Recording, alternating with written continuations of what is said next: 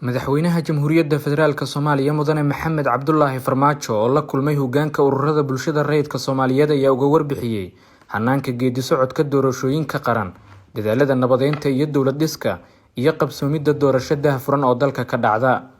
Madaxweynaha jamhuuriyadda ayaa ururada bulshada rayidka ku ammaanay dadaalka ay ku bixinayaan in la xaqiijiyo xuquuqda muwaadiniinta Soomaaliyeed u leeyihiin doorashada cidda hogaaminaysa.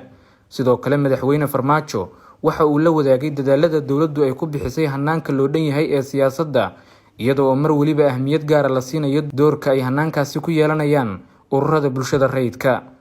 Dhankooda ururada bulshada rayidka ayaa madaxweynaha jamhuuriyadda u soo bandhigay rabitaankooda ku aadan doorasho qof iyo cod oo dalka ka dhacda, taasi oo ay sheegeen inay muddo dheer naawilayeen. Maanta waxaan aad iyo aad ugu faraxsanahay inaan madaxweynaha dowladda federaalka Soomaaliyeed mudane Maxamed Cabdullaahi Farmaajo inaan la kulanay.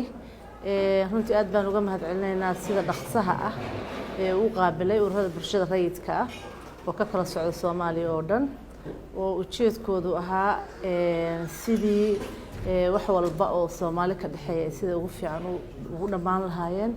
runtii madaxweynaha waxaan u soo jeedinay waayihii la soo joogay waxyaabihii aan arki jirnay xilliyadan oo kaleeto walwalkana galay sida aan diyaar ugu nahay inaan qayb ka qaadano haddii ay yimaadaan wax madmadow ah ama isfaham waa ka dhaxeeya bulshada dhexdeeda madaxdeeda.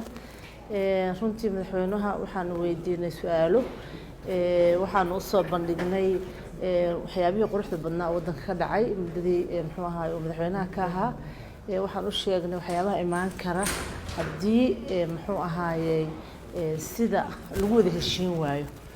waxaan aad iyo aad ugu faraxsanahay madaxweynuhu inuu si saraaxad la noola hadlay, inuu noo sheegay waxyaabihii horumarka ahaa, inuu noo sheegay sababta ku kaliftay muxuu ahaayey inay mabda'an qofkii codkiis ay muxuu ahaa xukuumadda soo jeediso taasoo uu ku macneeyay in Soomaaliya ay hore u socoto.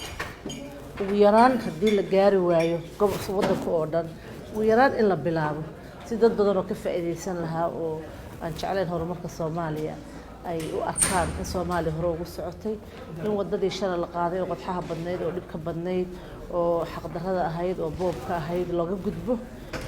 waxyaabihii nasiib wanaagga ahay oo noo sheegay madaxweyne waxaa ka mid ahaa haba yaraatee inuusan noo sheegin wax kordhin iyo muddo kordhin uusan nagala hadlin, ay tahay xilliga muxuu ahaay xukuumadda u hartay inuu jecel yahay inuu arko wax ka bedelan wixii shalay boobkii dhacay.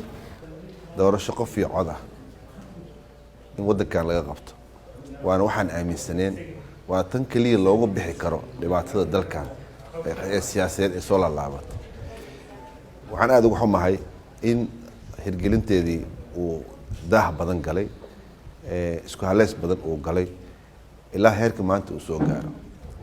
maanta marka waxay taagan tahay war maxaa dan u ah ummadda Soomaaliyeed doorasho xor iyo xalaal ah ay dareemi karaan inay codkooda dhiibteen isla markaana ay ku qanci karaan laga hirgeli karaa dalkan iyadoo aan marna lagu laabanin wixii dhacay 2016. kulankan ayaa qayb ka ah kulamo madaxweynaha jamhuuriyadda uu Dhuusamareeb oo ah xarunta Galmudug kula qaadanayo ururada bulshada rayidka iyo mas'uuliyiinta halkan ku sugan.